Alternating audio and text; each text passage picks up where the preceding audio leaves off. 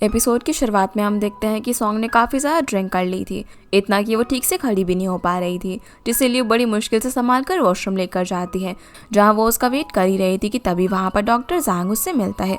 लियो हैरान थी कि वो डॉक्टर को अब भी याद है। इस पर ज़ांग कहता है कि मेरी मेमोरी काफ़ी तेज़ है और तुमने तो मेरे ऊपर कुछ अलग ही इंप्रेशन छोड़ा था। तभी कुछ लड़कियां लियो से जल्दबाजी में टकरा जाती हैं, तो ज़ांग उसे संभाल कर बाहर ले जाता है।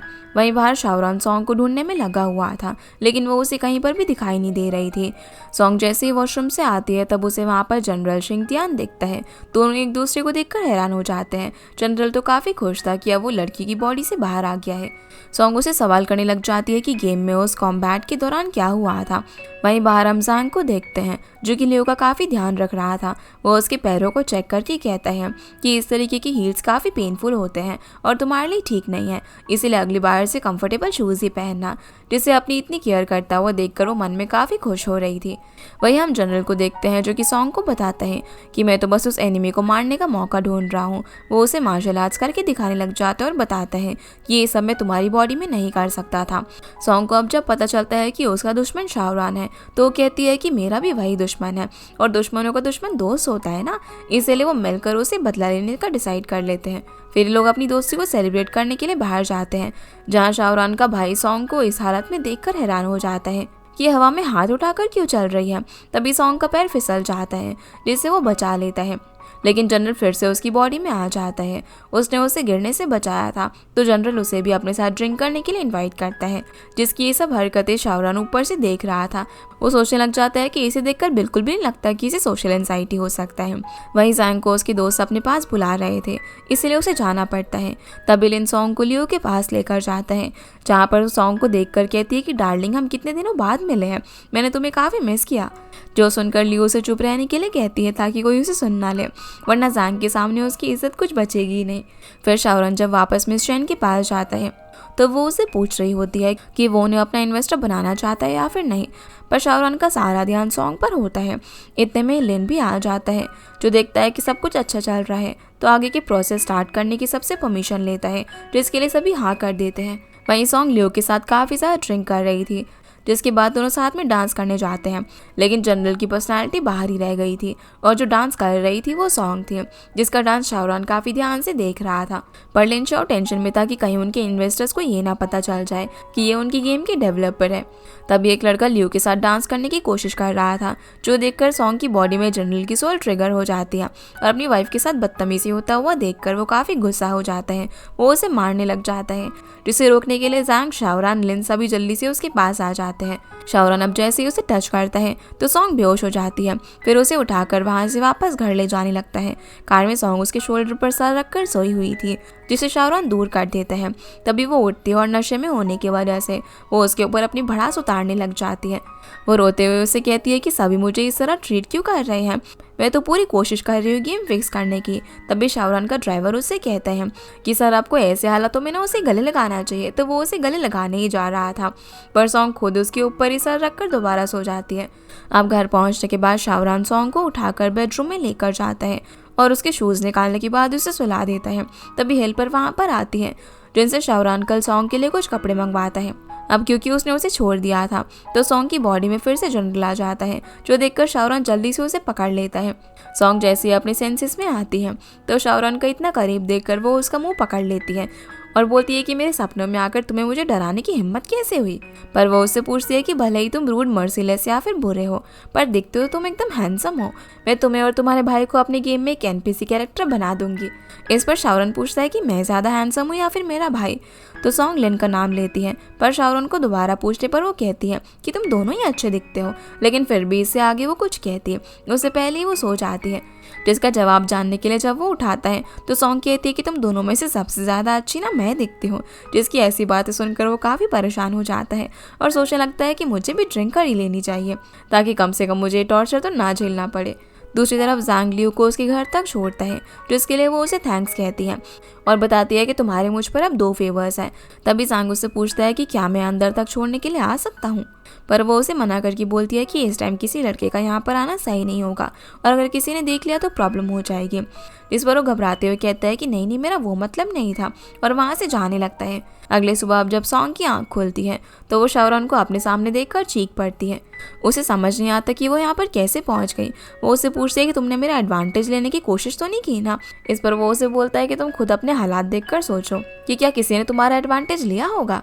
वो पूछती है कि मतलब हमारे बीच में कुछ नहीं हुआ, जिससे उसे परेशान करते हुए शाओरन पूछता है कि तुम इतनी डिसअपॉइंट क्यों हो गई ये जानकर। अब वो गुस्से में जाने लगती है। तभी शाओरन उसे कहता है कि अब जब तुम उठी गई हो तो इस बात की पूरी रिस्पॉन्सिबिलिटी लो जो कुछ भी हुआ। ये सुनकर वो उस पर गुस्सा करने लग जाती है कि तुम एक लेडी से इस तरह कैसे बात कर सकते हो। पर वो बेचारा तो उसे गेम की रिस्पॉन्सिबिलिटी लेने की बात कर रहा था। वो उसे कहता है कि तुम्हें तो कल मुझे मर्सीलेस कहने में काफ़ी मज़ा आ रहा था ना। तो बात घुमाने के लिए कहती है कि मैं नेबर का नाम भी शाओ है, और वॉशरूम में जाकर बोलने लग जाती है कि ये जगह ना किसी हेल से कम नहीं है। अब वो खुद को कोसने लग जाती है कि मैंने इतनी ड्रिंक क्यों की, इस वजह से उसकी लाइफ कितनी मुश्किल हो गई है। रेडी होने के बाद अब जब ये दोनों नीचे जाते हैं तभी लिन उसे यहाँ पर देखकर हैरान हो जाता है। तो सॉन्ग उसे बताती है कि मुझे यहाँ पर ज़बरदस्ती रखा हुआ है। शाओरन कहता है कि ये अपना काम ठीक से नहीं कर रही है, इसलिए इस पर नज़र रखने के लिए मैंने इसे यहाँ पर बुला लिया। दोनों भाई अब इन्वेस्टर्स की बात करने लग जाते हैं। जहाँ शाओरन चाहता था कि भले इन्वेस्टमेंट वो लोग कर रहे हैं लेकिन डिसीजन मेकिंग की पावर हमारे पास ही होनी चाहिए। जिसकी कॉर्पोरेट ट्रिक्स को देखकर सॉन्ग उसकी तारीफ करने लग जाती है, पर उस पर इसका कोई भी असर नहीं होता। उल्टा वो उसे ब्रेकफास्ट के बाद काम पर ध्यान देने के लिए कहता है। यहाँ से अब हम ल्यू को देखते हैं जो कि जैंग के लिए खाना लेकर गई थी। उसके आने पर वो उसे कहती है कि कल मुझे ड्रॉप करने के लिए मैं तुम्हें थैंक्स कहना चाहती थी। वो बोलता है कि इसकी कोई ज़रूरत नहीं थी, जो सुनकर वो खाना वापस ले जाने लग जाती है। ये देखकर वो उसे रोकता है और बताता है कि मैं तुम्हारे लिए कुछ लिया है। अब वो एक बॉक्स खोलता है जिसके अंदर शूज़ थे। कल जब उसने देखा था कि लियो को हील्स की वजह से प्रॉब्लम हो रही है तो वो उसके लिए ये शूज़ लेकर आया था। ये देखकर वो काफ़ी ज़्यादा खुश हो जाती है। जैंग अब उसे अपने हाथों से वो शूज़ पहना देता है जो कि उसे काफ़ी ज़्यादा पसंद आते हैं, और वहाँ से जाते जाते उसे खाना टाइम पर खाने के लिए बोलती है। इधर सॉन्ग आज भी लेट नाइट तक काम कर रही थी। तब शाओरन एक बॉक्स लेकर आता है और उसे बताता है कि कल सुबह मेरी मीटिंग है तो हमें जल्दी सोना होगा। इस पर जब वो उसे जाकर सोने के लिए कहती है तब शाओरन पूछता है कि क्या फिर तुम मुझे चैन से सोने दोगी, और बताता है कि इस बॉक्स के अंदर तुम्हारे लिए नाइट ड्रेस है। ये बोलकर वहाँ से चला जाता है, जो सुनकर वो इमेजिन करने लग जाती है कि इसमें ज़रूर कोई हॉट सी ड्रेस होगी जिसे पहनकर जब वो उसके पास जाएगी तो वो उसे देखता रह जाएगा। वो खुद से कहती है कि तुम मुझे कुछ भी दोगे पहनने के लिए मैं पहन लूँगी। इसी एक्साइटमेंट के साथ वो जैसे ही बॉक्स खोलती है तो हैरान हो जाती है क्योंकि उस बॉक्स के अंदर हॉट सी ड्रेस नहीं बल्कि एक मॉन्स्टर वाली नाइट ड्रेस थी, जिसे देखकर वो गुस्से में उसे मर्सीलेस बोलती है। लेकिन बाद में हम उसे उसी नाइट ड्रेस में देखते हैं। शाओरन के बुलाने पर जब वो बाहर जाती है तो उस पर स्प्रे कर देता है, जो देखकर वो चौंक जाती है। वो बोलते हैं कि ये तो बस सैनिटाइजेशन के लिए है। सॉन्ग अब उससे पूछते हैं कि तुमने अपना पजामा क्यों नहीं पहना, कहीं मुझे ड्रेस पहनाने के बाद तुम्हारा कुछ और इरादा तो नहीं है। शाओरन कहता है कि मैंने तुम्हारे बारे में सही सुना है कि तुम्हारी इमेजिनेशन ना काफ़ी ज़्यादा वाइल्ड है। तो सॉन्ग पूछती है कि मुझे नाइट ड्रेस पहनाकर कहीं तुम मेरा मजाक तो नहीं बना रहे हो ना। पर वो बोलता है कि पिछली रात तुमने मुझे काफ़ी टॉर्चर किया था, ये उसी की सज़ा है, और तुम्हारा पार्टी ए होने के नाते मैं तुम्हें सज़ा देता हूँ। अब हम यहाँ से पिछली रात का सीन देखते हैं जहाँ पर सॉन्ग नींद में बार बार शाओरन को कभी पैर मार रही थी और बीच बीच में उसके कपड़े भी खींच रही थी, जिसकी वजह से वो बेचारा सो नहीं पाता। ये सब बताकर पूछता है कि आखिर ऐसा क्या कारण है कि नींद में तुम्हें सामने वाले के कपड़े उतारने पड़ते हैं, जिसका कारण वो बताती है कि मुझे यहाँ पर सोने की आदत नहीं है, और शायद एक सिक्योरिटी की फीलिंग में नींद में उसने ये सब किया होगा। तो पूछता है कि भला कर्राटों से तुम्हें कौन सी सिक्योरिटी मिल रही थी, पर शाओरन ने आज पूरी प्लानिंग कर ली थी ताकि उसकी नींद ना खराब हो। अब हम देखते हैं कि उसने सॉन्ग को एक दूसरे बेड से बांधकर उसी में बैठा दिया था। उसके चारों तरफ बॉर्डर था ताकि वो नींद में जनरल बनकर भाग ना जाए।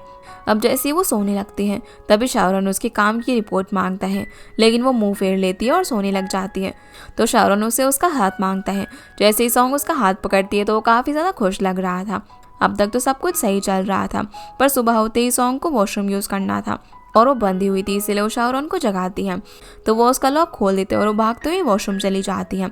दोनों अब कंपनी जाकर गेम को फिक्स करने लगते हैं, पर वहाँ उन्हें पता चलता है कि किसी ने जानबूझकर गेम में वायरस डाला था, जिसे ठीक करने के लिए उनके पास दो ही ऑप्शन थे, या तो जैसा चल रहा है वो उसे चलने दे, वरना उन्हें सारा सिस्टम रीसेट करना पड़ेगा, जिससे कि अब तक की उनके 4 साल की मेहनत पूरी ख़राब हो जाएगी। तभी लिन कहता है कि इस प्रॉब्लम का कोई ना कोई सोल्यूशन ज़रूर होगा। वो बताता है कि मेरा एक दोस्त है, इस सब में एक्सपर्ट है, तो वो ज़रूर कोई मदद कर सकेगा।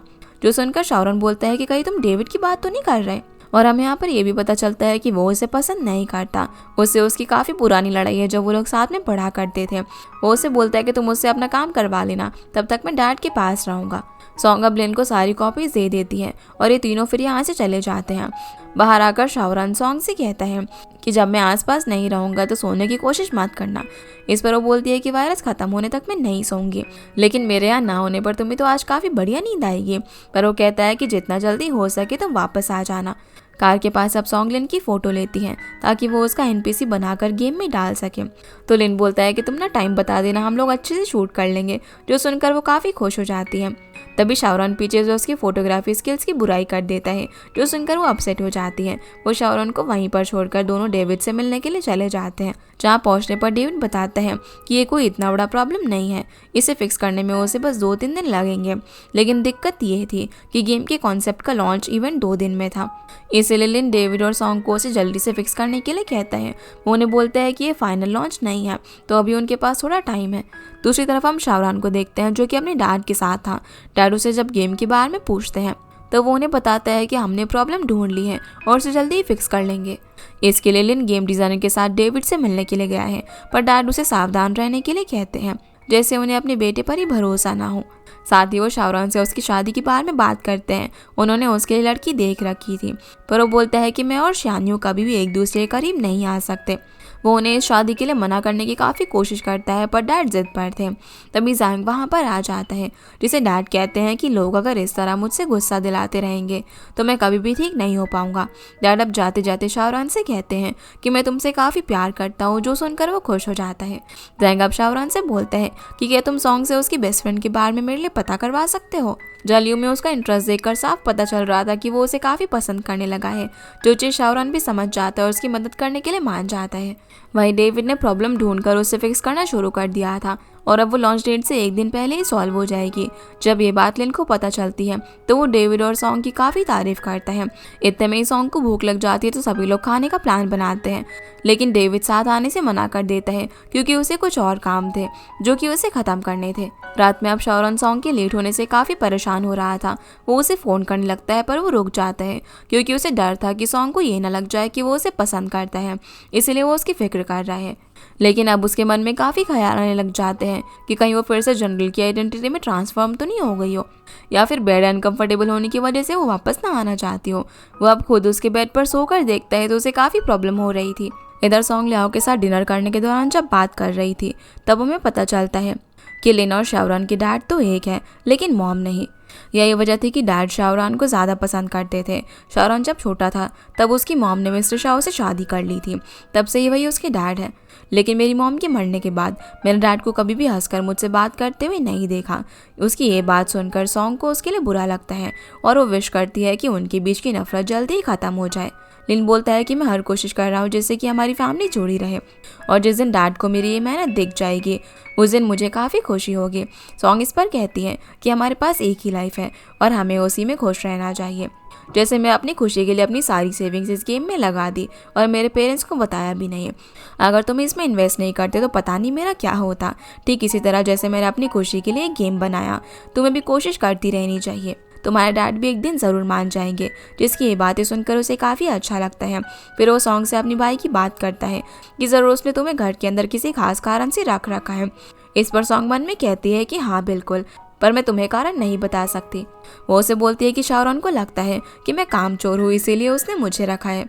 तभी लिन टाइम देखता है जो कि काफ़ी लेट हो गया था, तो वो उसे वापस से डेविड के घर ड्रॉप करने चला जाता है। अब अगले दिन हम देखते हैं कि सॉन्ग रात भर जाकर काम करने के बाद शाहरुख के घर आ जाती है, जहाँ केयर टेकर उसके पूछने पर बताती है कि शाहरुख तो इस टाइम तक कंपनी के लिए जा चुका है। लेकिन तभी पीछे से शाहरुख आ जाता है और सॉन्ग पर गुस्सा काटता है कि तुम्हें मुझे इन्फॉर्म करना चाहिए था ना, और तुम इस तरह रात भर जाकर काम कर रही हो। कहीं तुम्हारा प्लान बग को फिक्स करने के बाद डिसेबल बनकर रहने का तो नहीं है, या फिर तुमने प्लान बनाया है कि मेरे घर आकर तुम जनरल में ट्रांसफॉर्म हो जाओगी और फिर सभी को मारोगी। इस डर की वजह से हम देखते हैं कि शाहरुख घर से ही अपने ऑफिस का काम करता है और उसने सॉन्ग को हाथ पकड़कर अपने साथ बैठाया हुआ था, जिससे बेचारी ठीक से सो नहीं पा रही थी। वो कहता है कि अगर तुम सो नहीं पा रही हो तो अपना वर्क प्रोग्रेस मुझे बता सकती हो। ये सुनकर वो सोना ही बेहतर समझती है और अपनी आंखें बंद कर लेती है, जो देखकर वो स्माइल करता है। दूसरी तरफ हम लिन को बाकी बोर्ड मेंबर्स के साथ देखते हैं, जो उसे कहते हैं कि अगर एक बार लॉन्च सक्सेसफुल हो जाए तो उसे सीईओ की पोस्ट से हटा पाना काफ़ी मुश्किल हो जाएगा। ऐसा वो जानबूझकर कहता है ताकि वो लिन को भी अपने साथ शाहरुख को हटाने में शामिल कर सके। लेकिन लिन उनसे बोलता है कि ये तो अच्छी बात होगी ना कि लॉन सक्सेसफुल हो जाएगा, इसमें प्रॉब्लम ही क्या है। वो उसकी तारीफ करने लग जाते हैं कि हमें तो कोई प्रॉब्लम नहीं है, पर तुम जो इतने काबिल हो तुम्हें हमेशा उसके नीचे ही काम करना पड़ता है। लिन बोलता है कि आपको इस बात की फिक्र करने की ज़रूरत नहीं है, शाहरुख मेरा भाई है और मैं उसे हमेशा सपोर्ट करूँगा। सीन अब वापस से शाहरुख पर आता है जहाँ हम देखते हैं कि उसने अपने भाई की तरह ही वाइट स्पोर्ट वियर पहना हुआ था, ये सोचकर कि सॉन्ग उसकी भी फोटो लेगी।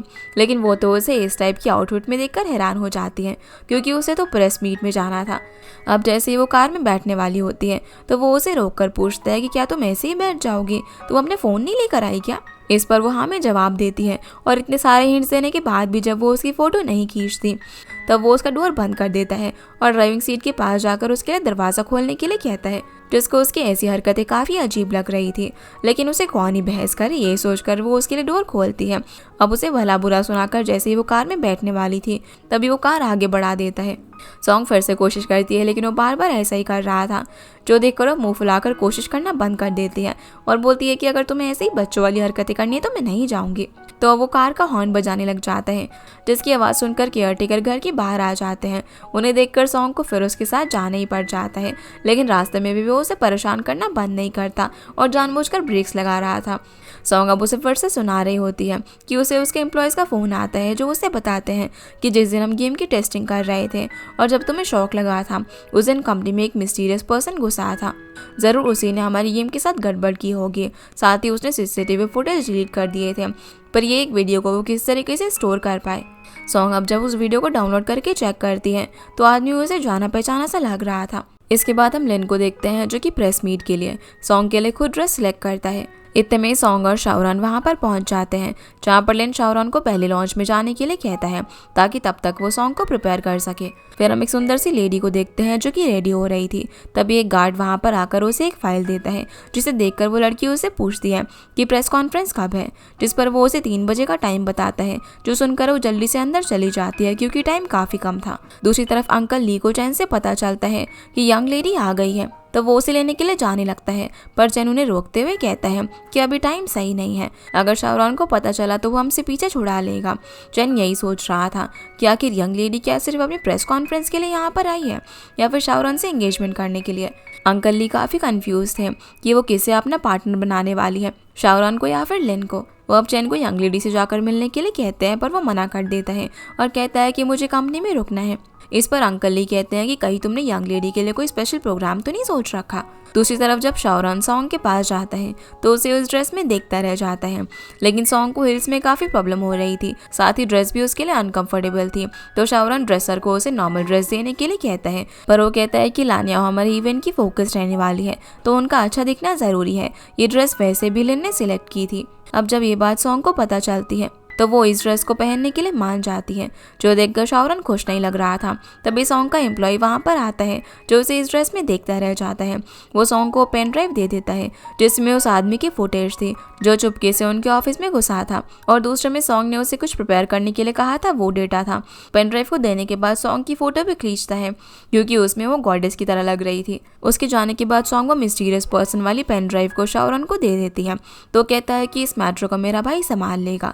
जिसके बाद वो दोनों लॉन्च में जब जाते हैं तो लिन को सॉन्ग इस ड्रेस में काफ़ी अच्छी लगती है।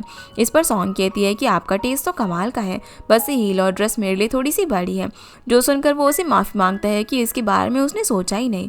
तो अब शाहरुख सॉन्ग को छुड़ाते हुए लिन से बोलते हैं कि अब इसके पैर छोटे हैं तो इसमें तुम्हारी क्या गलती है। फिर शाहरुख उसे वो मिस्टीरियस पर्सन वाली पेन ड्राइव देता है और कहता है कि इसके बारे में तुम्हें ही पता करना होगा। साथ ही सॉन्ग उसे बताती है कि इसकी क्वालिटी पूरी तरीके से रिस्टोर नहीं हो पाई है, तो हो सकता है कि थोड़ी प्रॉब्लम हो। तो लिन बोलता है कि मैं इसे टेक डिपार्टमेंट को हैंडल करने के लिए दे दूंगा। तो सॉन्ग उसे बोलती है कि एक लौती कॉपी है तो संभाल कर रखना। तभी शो का होस्ट स्टेज पर बेहोश होकर गिर जाता है। सीन अब शिफ्ट होता है और हम चैन को देखते हैं जो कि अंकल ली से कहता है कि प्रेस कॉन्फ्रेंस का टाइम होने वाला है, क्या सब कुछ प्लान के अकॉर्डिंग हो रहा है। जिस पर वो मुस्कुराते हुए हाँ में जवाब देते हैं, जिनकी बातों से हमें पता चलता है कि दोनों ने शाहरुख के लिए काफ़ी बुरा प्लान किया है। वहीं प्रेस में होस्ट के बेहोश होने पर सभी घबराए हुए थे कि अब शो कौन होस्ट करेगा। दूसरे होस्ट को आने में टाइम लगने वाला था, इसीलिए शाहरुख लिन को शो होस्ट करने के लिए कहता है। जो सुनकर सॉन्ग उसे कहती है कि इसके लिए हमें प्रोफेशनल को ही बुलाना चाहिए। तब शाहरुख उसे बताता है कि लिन MC कप का 3 बार विनर रह चुका है, जिसके लिए लिन मान तो जाता है, पर इतनी बड़ी स्क्रिप्ट याद करना उसके लिए मुश्किल था। सॉन्ग कहती है कि मेरे पास एक प्लान है। अब वो अपने बाल बांधने लग जाती है, जिसे शाहरुख देखता रह जाता है। वो अपनी ड्रेस में से अपने साथ हाईटेक लेंसेज लेकर आई थी, जो कि उसने अपने लिए रखे थे, ताकि वो में अपनी स्पीच को लिखकर अपलोड कर सके और बिना किसी के पता चले टाइम आने पर उसे यूज कर सके। पर इस वक्त होस्ट की स्क्रिप्ट ज्यादा जरूरी थी, तो वो उसकी स्क्रिप्ट को इस लेंस के अंदर अपलोड कर देती है, जिसका ये प्लान देखकर शाहरुख काफी इंप्रेस हो जाता है और उसे चिढ़ाने के लिए बोलता है कि इस तरीके की चीटिंग गैजेट्स को बेचकर तुम गेम से ज्यादा कमा सकती हो। स्क्रिप्ट अब अपलोड होने के बाद सॉन्ग उन लेंसेज को लिन को दे देती है, जिससे वो तुरंत लगा लेता है। अब जैसे इवेंट शुरू होता है तो लिन शाह उन लेंसेज की मदद से शो को होस्ट करता है। वही रिपोर्टर्स के बीच शाहरुख जब सॉन्ग को देखता है तो उसके बालों से पेन को निकालता है, जिसके लिए सॉन्ग उसे थैंक्स कहती है। वो बोलता है कि तुम्हारी किसे पड़ी है, मैं तो अपनी इमेज बचा रहा था। लिन अब शाहरुख को बुलाता है, जिसे देखकर सभी लड़कियां चिल्लाने लग जाती हैं। पर वही हम शियांग यू को भी देखते हैं। लिन फिर गेम की कॉन्सेप्ट वीडियो सभी को दिखाता है, जो कि सभी को काफी पसंद आती है। अब वो गेम की मास्टरमाइंड सॉन्ग को स्टेज पर बुलाता है, जो कि थोड़ी नर्वस थी। उसकी ब्लू ड्रेस देखकर शियांग यू अपने गार्ड से कहती है कि आज वापस US जाने की टिकट कैंसिल कर दो, पर वो कहता है कि इस तरह मास्टर का ऑर्डर टालना सही नहीं होगा, लेकिन वो कहती है कि तब तक काफी देर हो जाएगी। रिपोर्टर अब एक एक करके सॉन्ग से इस गेम के बारे में सवाल करने लग जाते हैं कि उसे इस गेम की इंस्पिरेशन कहाँ से मिली। तब सॉन्ग उन्हें अपने पास्ट की स्टोरी बताती है कि जब वो छोटी थी तब उसके पेरेंट्स अक्सर लड़ाई करते थे, जिससे डर कर वो अपना कान बंद करके टेबल के नीचे बैठ जाती थी। तब उसका भाई उसकी मदद करने के लिए आता था, जिसके साथ उसे हमेशा काफी अच्छा लगता था। कुछ टाइम बाद जब उसके भाई ने अच्छे मार्क्स आने पर अपने लिए सेकंड हैंड लैपटॉप लिया, तो वो उन दोनों के लिए एक नई दुनिया की तरह था। वो बताती है कि मेरा भाई गेम्स खेलने में काफी ज्यादा अच्छा था, पर कुछ टाइम बाद उसने खेलना छोड़ दिया, क्योंकि जिस गेम में वो चैंपियन था वो कंपनी बैंक करप्ट हो गई थी और मेरे भाई के सारे रिकॉर्ड्स हमेशा के लिए डेटा में खो गए। इसीलिए इस गेम को बनाने की इंस्पिरेशन मुझे मेरे भाई से मिली। जिस पर एक रिपोर्टर सवाल उठाता है कि तुमने अपनी गेम के लिए कहीं उस पुरानी बैंड गेम का तो डेटा यूज नहीं किया है। अगर ऐसा है तो ये दूसरे का आइडिया चुराने वाली बात है। सॉन्ग उन्हें अच्छे से एक्सप्लेन करती है कि ऐसा कुछ भी नहीं है, तो वो रिपोर्टर किसी को भी इस पर यकीन करने से मना कर देता है और सभी को बताता है कि मुझे मेरे सोर्सेज से पता चला है कि इनकी गेम में बग है, जिसकी वजह से वो गेम अभी तक फ्रीज है। ये सुनकर सभी रिपोर्टर्स हैरान हो जाते हैं, जहाँ पर शाहरुख सॉन्ग का साथ देते हुए कहता है कि एक इन्वेस्टर के तौर पर मुझे इस पर पूरा भरोसा है कि ये गेम को ठीक कर लेगी, जिसके इस भरोसे के लिए सॉन्ग उसे थैंक्स कहती है। लेकिन वो रिपोर्टर तो जैसे कि अपनी पर्सनल दुश्मनी लेकर आया था, वो गुस्से में अपना जूता निकाल कर सॉन्ग की तरफ फेंकता है, जिसे शाहरुख कवर करके बचा लेता है। ये देखकर शियांग यू काफी इंप्रेस हो जाती है। शाहरुख अब अकेले में बाकी रिपोर्टर्स से मिलता है, जो उसे सवाल करते हैं कि सॉन्ग के साथ आपकी कोऑपरेशन कैसे चल रही है, जिसका वो मन में खुद को जवाब देता है कि वो काफी स्पेशल है, इतना कि वो सोने के बाद जनरल बन जाती है और उसे मैं ही नॉर्मल कर सकता हूँ। आज ही मुझे ये भी पता चला कि वो कितनी सुंदर दिखती है, जिसकी बातों से हम समझ पाते हैं कि वो उसे पसंद करने लगा है। फिर हम शियांग यू को देखते हैं, जो कि शाहरुख से मिलने के लिए लॉन्च की तरफ जा रही थी। तभी शाहरुख उसके सामने से निकलता है, जिसे देखकर वो छुप जाती है। वो वापस से सॉन्ग और लिन के पास आ जाता है। इतने में ही सॉन्ग जब वॉशरूम जाने लगती है तो शाहरुख उससे सवाल करता है कि तुम कहाँ जा रही हो। तो सॉन्ग उससे काफी फॉर्मल तरीके से पूछती है कि अगर पार्टी बी की परमिशन हो तो मैं वॉशरूम यूज करना चाहूंगी। ये सुनकर वो उसे परेशान करने के लिए बोलता है कि मुझे ना तुम पर नजर रखनी होगी, कहीं इन हील्स की वजह से गिरकर तुमने अपना हाथ तोड़ लिया तो मेरी गेम तो डिले हो जाएगी ना। ये सुनकर सॉन्ग जल्दी वहां से भाग जाती है, जिसके बाद लिन को किसी का फोन आता है, जिससे बात करने के बाद वो भागता हुआ बाहर की तरफ आता है और हम देखते हैं कि वो कॉल उसे शियांग यू ने किया था। जब वो उसे कॉल बैक करता है तो वो उसकी ओर भागकर गले लगा लेती है। यहाँ से अब हम इन दोनों को कार में देखते हैं, जिसे लिन पूछता है कि तुम वापस मेरे पास क्यों आ गई, आखिर तुम्हारे दिमाग में क्या चल रहा है। तो वो बोलती है कि ऐसा तो नहीं है कि हम लोग पहली बार मिल रहे हैं। दूसरी तरफ सॉन्ग को समझ नहीं आ रहा था कि लिन बिना बताए इतनी जल्दीबाजी में कहाँ पर चला गया। तभी वो देखती है कि शाहरुख उसके लिए कार का डोर खोलता है, जिसके लिए वो उसे थैंक्स कहती है, पर वो बोलता है कि अगली बार मुझसे तेज चलकर तुम दरवाजा खोलना। इस पर वो बोलती है कि अगर आइंदा से तुमने मेरे छोटे पैरों का मजाक बनाया ना तो मैं गुस्सा होकर काम करना बंद कर दूंगी। फिर वो कार में उसे बताता है कि मैं आज ना तुम्हें ट्रीट देना चाहता हूँ, पर वो मना करके ट्रीट अपनी तरफ से देना चाहती थी। इस पर वो कहता है कि तुम पे नहीं करोगी। तो सॉन्ग बोलती है कि ट्रीट मेरी है तो जगह भी मेरी ही होगी। फिर वो उसे स्ट्रीट फूड खिलाने के लिए एक लोकल रेस्टोरेंट में लेकर जाती है, जहाँ पर शाओरन को देखने से पता चल रहा था कि वो पहली बार यहाँ पर आया है। दूसरी तरफ लिन चिंगयू के साथ एक बहुत ही एक्सपेंसिव रेस्टोरेंट में जाता है, जहाँ पर लिन उसे बोलता है कि मैंने हमेशा ही तुम्हें अपनी बहन की जैसे ट्रीट किया है, पर वो कहती है कि मुझे तुम्हारी बहन नहीं गर्लफ्रेंड बनना है। जिनकी बात उसे पता चल रहा था कि वो काफ़ी टाइम से उसके पीछे पड़ी हुई है, लेकिन वो उसे हर बार मना कर देता है। इधर सॉन्ग और शाओरन को थोड़ा वेट करने के बाद बैठने के लिए टेबल मिल जाता है। शाओरन को यहाँ पर काफ़ी अजीब फील हो रहा था, क्योंकि यहाँ पर सफाई नहीं थी। वो सॉन्ग से कहता है कि यहाँ की सर्विस कितनी बेकार है, हमें किसी ने अभी तक सर्व भी नहीं किया। तो सॉन्ग उसे खुद सर्व करती है, जिस पर जब वो उसे और सर्व करवाता है तो सॉन्ग उसे कहती है कि मैं कोई तुम्हारी वेट्रेस नहीं हूँ। तो वो बोलता है कि आप यहाँ वेट्रेस तो है नहीं, तो ये काम तुम्हें ही करना होगा। इधर शांग्यू ने लिन के लिए ऑक्टोपस ऑर्डर किया था, जिसे देखकर वो कहता है कि इतने सालों में तुम्हारा टेस्ट आज तक नहीं बदला। उसे आज भी याद था कि जब उन तीनों ने पहली बार ये डिश देखी थी, तब शाओरन तो बेचारा रो ही पड़ा था और लिन को उसे चुप करवाना पड़ा था। लेकिन दूसरी तरफ हम देखते हैं कि सॉन्ग ने भी ऑक्टोपस ऑर्डर किया था, जिसे देखकर शाओरन की हालत खराब हो जाती है। वो बहाना करने लग जाता है कि मैंने ना आज ज़्यादा लंच कर लिया था, जिससे सॉन्ग को लगता है कि उसे ना ये पसंद नहीं है। पर शाओरन झूठ बोलता है कि ये बात नहीं है, मुझे ना ये काफ़ी पसंद है। सॉन्ग जब उसे फोर्स करने लग जाती है तो वो रेस्टरूम का बहाना करके बाहर आ जाता है। फिर वो आइडिया लेने के लिए अपने असिस्टेंट को कॉल करता है, जो उसे बताता है कि अगर तुम खाने को टालना चाहते हो तो ड्रंक होने का नाटक कर सकते हो। अब जैसे ही शाओरन वापस आता है तो देखता है कि सॉन्ग ने सारा कुछ खत्म कर दिया था, जिससे वो खुश हो जाता है। पर उसने और भी प्लेट्स ऑर्डर कर दी थी, जो अब उसे अकेले ही खानी पड़ेगी। ऑर्डर आने के बाद वो काफ़ी ड्रिंक करता है, जो देखकर सॉन्ग काफ़ी कंफ्यूज हो रही थी कि इसे अचानक से क्या हो गया। फिर जैसे वो खाने के लिए चॉपस्टिक उठाता है तो नाटक करने लग जाता है कि वो अपने कंट्रोल में नहीं है।